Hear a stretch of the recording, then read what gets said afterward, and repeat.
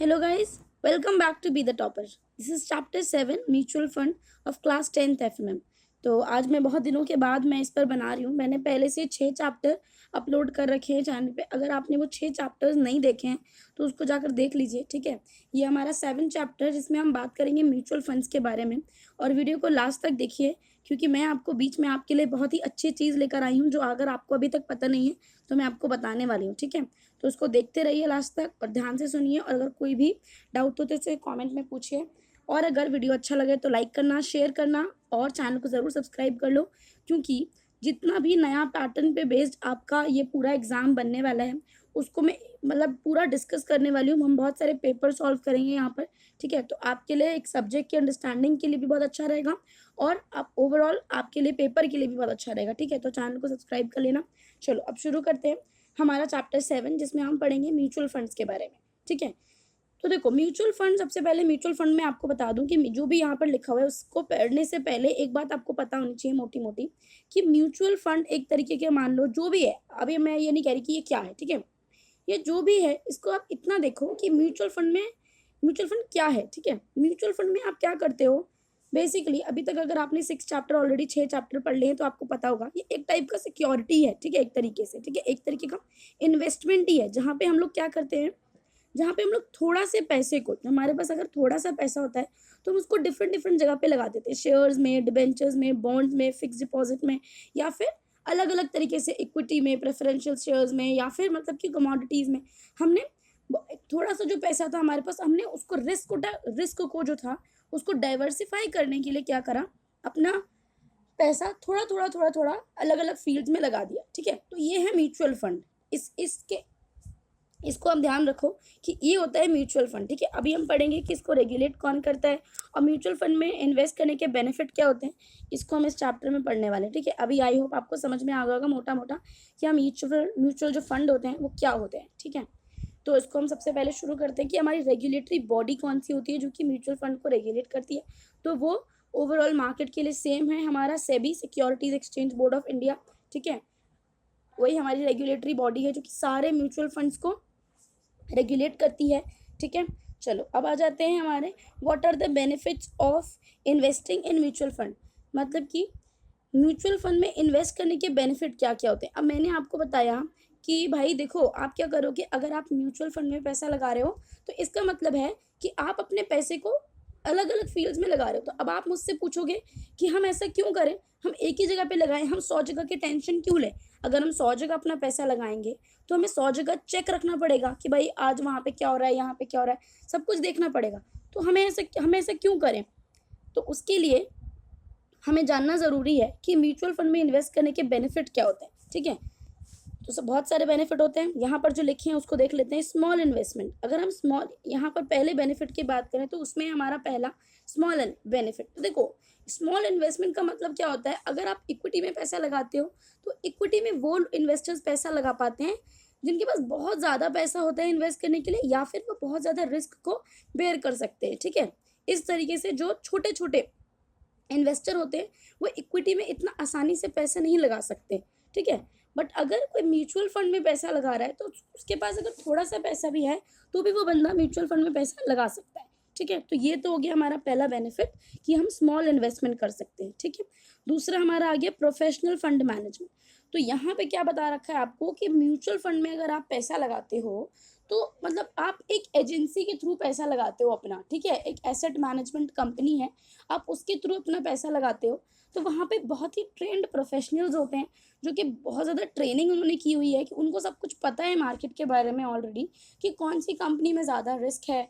उनको देखना आता है कि कब रिस्क हो सकता है या फिर कब रिटर्न, अगर रिटर्न आने वाला है तो हम उसका फ़ायदा कैसे उठाएं, ठीक है। तो जिन लोगों को बहुत ज़्यादा एक्सपीरियंस होता है, एक्सपर्टीज़ होती है उस मामले में, वो लोग आपके फ़ंड को मैनेज करते हैं, ठीक है। तो ये हो गया कि प्रोफेशनल तरीके से आपके फ़ंड को मैनेज किया जाता है, ठीक है। तीसरा हमारा बेनिफिट है स्प्रेडिंग रिस्क। स्प्रेडिंग रिस्क का मतलब होता है कि जब आप म्यूचुअल फंड में पैसा लगा रहे हो तो आप अपने रिस्क को स्प्रेड करते हो, ठीक है। क्योंकि आप एक जगह पे पैसा नहीं लगा रहे हो। मान लो कि आपने ABC.com कंपनी में, मतलब इस पे प्राइवेट लिमिटेड पे पैसा लगा दिया, ठीक है। अभी आपने इस पर अपना 1 लाख रुपया लगा दिया। अब क्या हुआ कि वहाँ पर हो गया नुकसान, तो आपको 1 लाख मान लो कि अगर आपको इतना ज़्यादा नुकसान नहीं हुआ, फिर भी आपको 1 लाख तो नहीं मिल रहे, आपको 25,000 रुपये मिल रहे हैं मान लो, ठीक है। तो इससे क्या होगा, फिर भी 75% का लॉस हो गया। इतना लॉस होना अगर किसी को हो जाए तो वो बंदा इतना मोटिवेट हो जाएगा कि आगे से कभी इन्वेस्टमेंट करेगा ही नहीं। वैसे इतना कोई खास लॉस होता नहीं है, फिर भी एक्सट्रीम एग्जाम्पल लेके बता रही हूँ, ठीक है। बट अभी क्या होता है, मान लो कि आपने 5-6 जगह पे पैसा लगा रहा है, आपने बॉन्ड पे पैसा लगा रखा है, ठीक है। तो वहाँ पे क्या होगा, आपका ज़्यादा नहीं रहेगा, आपको बॉन्ड पे बहुत ज़्यादा कोई ऐसा नुकसान नहीं होता ज़्यादा, ठीक है। रिस्क तो देखो हर चीज़ में है, बट वहाँ पर उतना नहीं होता जितना इक्विटी में होता है ना। और अगर आपने किसी, मान लो कोई आपने फिक्स डिपॉजिट कर रखा है, तो वहाँ पे तो आपको रिस्क के चांसेस है नहीं। मतलब अगर कोई बैंक जो है वो डूब जाता है तो वो तो एकदम एक्सट्रीम केस हो जाता है, पर ऐसा नॉर्मली होता नहीं है, ठीक है। तो यहाँ पर क्या होता है, रिस्क बहुत ही कम कर देते हैं हम म्यूचुअल फंड में इन्वेस्ट करके। अगर हम किसी एक पर्टिकुलर स्टॉक में इन्वेस्ट करेंगे अपना पैसा, तो हमें बहुत ज़्यादा जो रिस्क है हमारा वो बढ़ जाएगा। तो अपने रिस्क को स्प्रेड करने के लिए हम लोग म्यूचुअल फंड में पैसा लगा सकते हैं। अगर हम रिस्क बेयर कर सकते हैं तो ज़रूरी नहीं है कि हम लोग म्यूचुअल फंड में पैसा लगाएं, हम सीधे इक्विटी में पैसा लगा सकते हैं। बट अगर हम रिस्क बेयर नहीं कर सकते, हम छोटे से इन्वेस्टर हैं जिन्होंने अभी इन्वेस्ट करना शुरू किया है मार्केट में, तो वो म्यूचुअल फंड में पैसा लगा सकते हैं, ठीक है। जहाँ तक बात आती है ट्रांसपेरेंसी की, तो म्यूचुअल फंड रेगुलरली प्रोवाइड करते हैं अपने इन्वेस्टर्स को क्या, एक पोर्टफोलियो, ठीक है, जहाँ पे मतलब कि पूरा इन्फॉर्मेशन होता है on the value of their investment. मतलब कि जो इन्वेस्टर है उसके इन्वेस्टमेंट की क्या वैल्यू आ रही है, जा रही है, ठीक है, क्या हो रहा है उसके साथ में, सब कुछ का जो पोर्टफोलियो है, सबका जो पूरा चिट्ठा है एक तरीके से, वो म्यूचुअल फंड की जो कंपनीज होती हैं वो अपने इन्वेस्टर्स को प्रोवाइड करती हैं, ठीक है, पूरा उनको सब कुछ बताती हैं। चलो अब हम आ जाते हैं अपने एक पॉइंट पे, जो मैंने आपको बोला था कि मैं आपको बताऊंगी। अगर आप वीडियो को बीच तक देखेंगे, मतलब लास्ट तक देखेंगे, तो आपको पता चलेगा। यहाँ पे मैं आपको बता रही हूँ कि गाइज, मैंने एक ई बुक बनाया था, मतलब अभी वो आपको अवेलेबल है।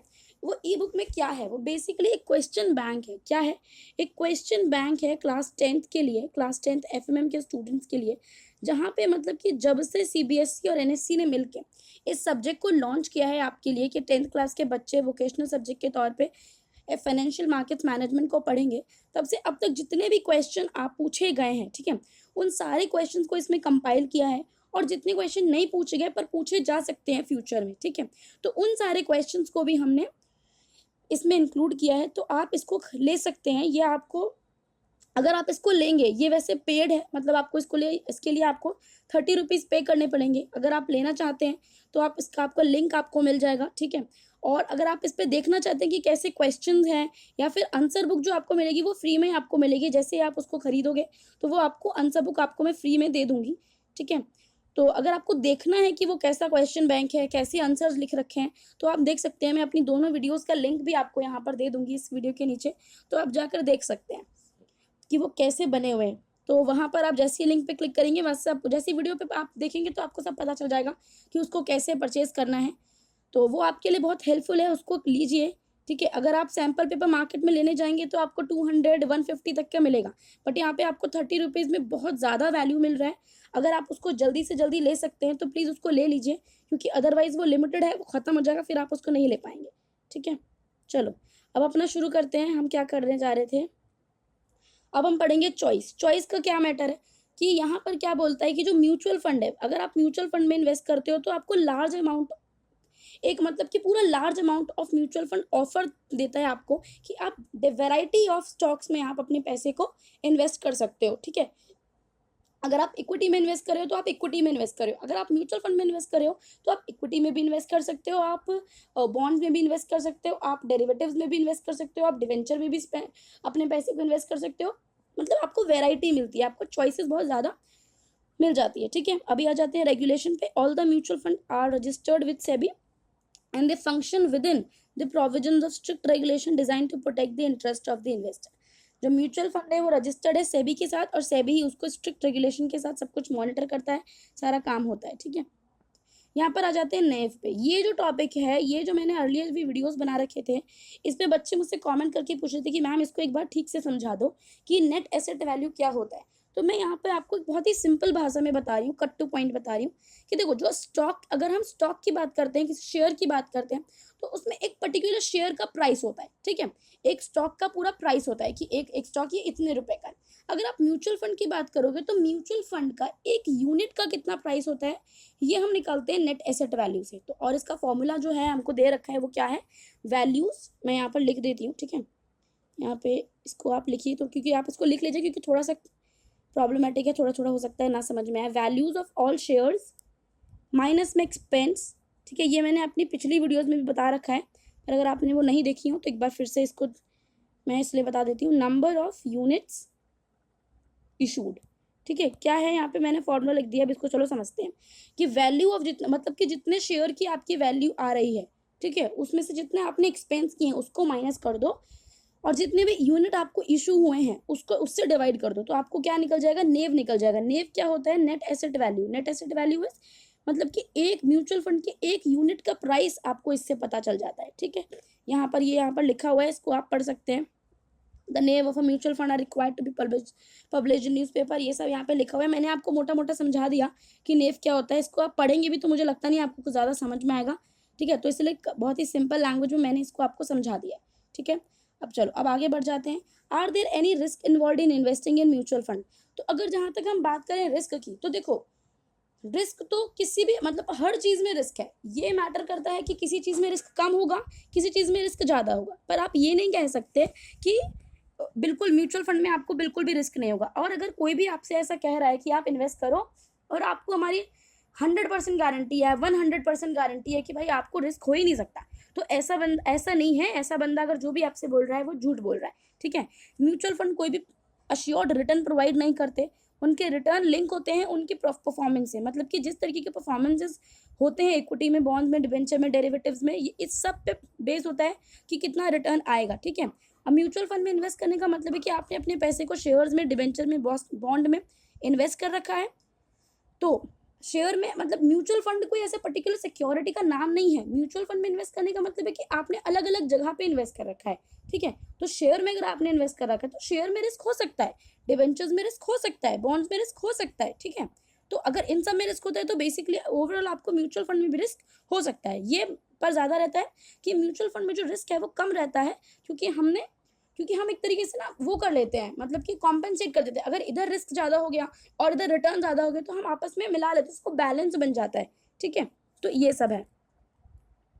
चलो, इसमें हमने इतना पढ़ लिया, आगे आ जाते हैं। Sum of the risk to which mutual funds are expose to given below, मतलब कि हम अगर रिस्क की बात करें कि म्यूचुअल फंड में किस किस तरीके के रिस्क हो सकते हैं, तो हम देखेंगे सबसे पहला हमारे यहाँ पे लिखा हुआ है, यहाँ पर मार्केट रिस्क। मार्केट रिस्क का क्या मतलब है? अगर मैं कहती हूँ कि म्यूचुअल फंड में मार्केट रिस्क हो गया, तो इसका मतलब कि ओवरऑल स्टॉक और bond markets fall in account of overall economic factors, मतलब कि इकोनॉमिक फैक्टर्स पूरे ओवरऑल स्टॉक और बॉन्ड के, मतलब कि जितना भी मार्केट था, स्टॉक मार्केट, जितना भी बॉन्ड मार्केट था, वो फॉल हो गया।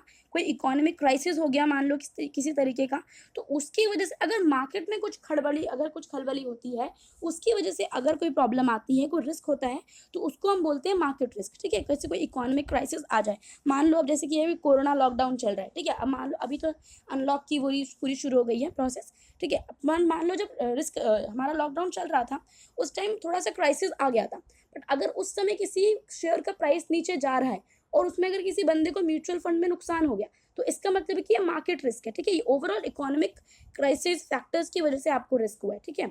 नॉन मार्केट रिस्क में अगर हम बात करें तो bad news about an individual company can pull down its stock price which can negatively effect fund holdings, मतलब कि अगर मान लो आपने किसी कंपनी में अपने पैसे को इन्वेस्ट कर रखा है और उस कंपनी के बारे में कोई बुरी खबर आ रही है, कोई बैड न्यूज़ आ रही है, मतलब कि वो अपने एम्प्लॉय के संग अच्छा व्यवहार नहीं करती है, अगर इस तरीके की छोटी छोटी जो खबरें भी है ना, ये भी आपके स्टॉक के प्राइस को नीचे गिरा सकती हैं। या फिर अपने इन्वेस्टर्स के संग अच्छे से बिहेव नहीं करती, या फिर इन्वेस्टर्स को धोखा दे रही है कंपनी, ठीक है।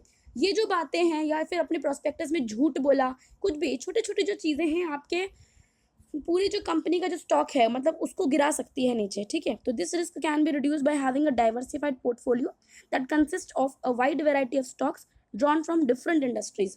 तो इस रिस्क को, ये जो नॉन मार्केट जो रिस्क है, इसको हम कैसे कम कर सकते हैं कि हम अपना पैसा डिफरेंट इंडस्ट्रीज में लगाएं ताकि हमें ज़्यादा रिस्क ना हो, ठीक है। इंटरेस्ट रेट रिस्क की बात करते हैं। अब इंटरेस्ट रेट रिस्क का क्या मतलब है, देखो अगर यहाँ पे जो लिखा है उसको पढ़ें तो ये क्या बोलता है कि जो बॉन्ड प्राइसेस हैं और जो इंटरेस्ट रेट है ये दोनों ऑपोजिट डायरेक्शन में भागते हैं। अगर बॉन्ड प्राइसेस इंक्रीज हो रहे हैं तो जो इंटरेस्ट रेट होगा वो डिक्रीज होता जाएगा, ठीक है। और अगर बॉन्ड प्राइसेस डिक्रीज हो रहे हैं तो इंटरेस्ट जो है हमारा, यहाँ पे बॉन्ड यहाँ पे इंटरेस्ट, तो वो इंक्रीज हो जाएगा अगर बॉन्ड प्राइसेस डिक्रीज हो रहे हैं, ठीक है। तो यही पे लिखा हुआ है कि तो ये जो डिक्लाइन है इस तरीके का, this decline in underlying securities affect the fund negatively. और ये जो मतलब ये जो पूरा हो रहा है, जो डिक्लाइन हो रहा है इंटरेस्ट रेट में या फिर बॉन्ड के प्राइसेस में, तो ये सब इस सब की वजह से जो हमारा फंड है उस पर नेगेटिव प्रभाव पड़ता है और हमें रिस्क हो सकता है, ठीक है। अब हम आ जाते हैं हमारे क्रेडिट रिस्क के ऊपर। अब क्रेडिट रिस्क का क्या मतलब है, इसको पहले हम साफ कर लेते हैं। चलो इसको साफ कर लिया हमने। अब आ जाते हैं यहाँ पर क्रेडिट रिस्क। क्रेडिट रिस्क में क्या है, बॉन्ड्स आर डेट ऑब्लिगेशन। अब देखो बॉन्ड क्या होता है, बॉन्ड एक ये जो डेट है, ठीक है, ये जो डेट है इसके दो टाइप होते हैं, आपको मैं हमेशा बताती हूँ। एक बॉन्ड है, एक डिबेंचर है। जो बॉन्ड इशू करते हैं वो करती है पब्लिक कंपनीज, ठीक है, पब्लिक जो कंपनीज होती हैं वो करती हैं, मतलब कि गवर्नमेंट कंपनीज एक तरीके से। और जो डिबेंचर इशू करते हैं वो प्राइवेट कॉर्पोरेशन इशू करते हैं। तो ये जो बॉन्ड्स है ये डेट ऑब्लिगेशन होती है, कंपनी को हम पैसा देते हैं, कंपनी को हमें पैसा वापस करना होता है, किस तरीके से, मतलब इंटरेस्ट के फॉर्म में एक तरीके से, ठीक है। So when the funds invest in corporate bonds they run the risk of corporate defaulting on their interest. मान लो कि अगर आपने कॉर्पोरेट बॉन्ड में पैसा लगाया, किसी कंपनी के बॉन्ड में पैसा लगाया है, तो वहां पर एक रिस्क रहता है कि अगर कंपनी ने कोई डिफॉल्ट कर दिया तो आपको भी रिस्क होगा, ठीक है। अगर कंपनी के एम्प्लॉयज ने या फिर कंपनी ने कोई अगर डिफॉल्ट करा है अपने मामले में तो आपको भी रिस्क देखना पड़ सकता है, ठीक है। It leads to fall in the value of the bond causing the NAV of the fund to take a beating, ठीक है। इससे क्या होता है, जो बॉन्ड का जो प्राइस होता है वो फॉल हो जाता है, वो गिर जाता है, नीचे हो जाता है, कम हो जाता है, ठीक है। और उसकी वजह से होता है कि जो हमारा जो फंड का, अब यहाँ पे नेव जो लिखा है वो क्या है, मतलब कि म्यूचुअल फंड का एक यूनिट का जो प्राइस है उसका जो फंड है, मतलब पूरा जो फंड है म्यूचुअल फंड का पैसा, मतलब कि उसको बुरी तरीके से चोट पड़ती है और वो पूरा नुकसान हो जाता है उसका, ठीक है। तो यहाँ आज के लिए बस इतना ही, वरना वीडियो बहुत लंबा हो जाएगा। और इसको जो आगे का जो पार्ट बचा है इसको दूसरे वीडियो में कवर करेंगे। अगर आपको अच्छा लगा हो तो उसको लाइक करना, अपने दोस्तों के साथ शेयर करना, और जो क्वेश्चन बैंक के बारे में मैंने आपको बताया है गाइस उसको एक बार चेक ज़रूर करना, ठीक है। आप लो या ना लो उसको एक बार देखना ज़रूर, अगर वो आपको अच्छा लगता है। वैसे आई एम अश्योरिंग यू कि वो आपको बहुत बेनिफिट देगा, आपको सब्जेक्ट की समझ भी होगी और आपके मार्क्स भी बहुत अच्छे आएंगे, ठीक है। तो अगर आपको अच्छा लगे तो वैसे 30 रुपीज़ बहुत ज़्यादा नहीं है, आप उसे ले सकते हैं। अगर आप लेंगे और उसको यूज़ करेंगे, अच्छा स्कोर करेंगे तो मुझे भी बहुत अच्छा लगेगा। Thank you, bye bye.